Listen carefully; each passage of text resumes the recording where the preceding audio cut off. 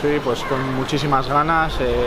El equipo está, diría que casi ansioso por empezar esta competición. Sabemos que Bidasoa y Europa pues siempre ha habido un lazo muy bonito.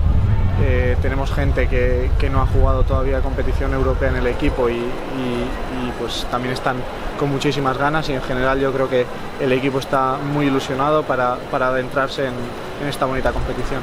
Yo creo que el equipo llega bien.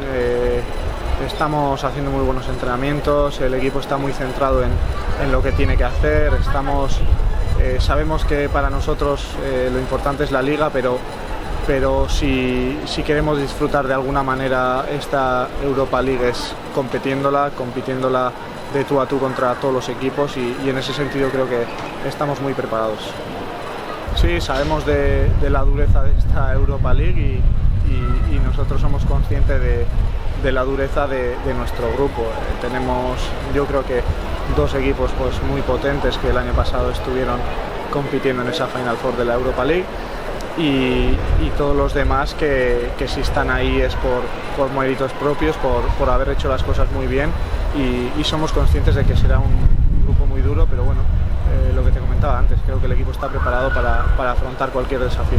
Eso es, si antes comentaba Bidasoa y Europa, es también por Artalecu y Europa. Sabemos de lo mucho que entiende la gente aquí, de lo mucho que apoya, de lo mucho que aprieta. Los últimos años hemos vivido también lo que es jugar aquí una Champions, y en ese sentido no tengo ninguna duda de que Artalecu se vestirá de gala como muchas noches europeas.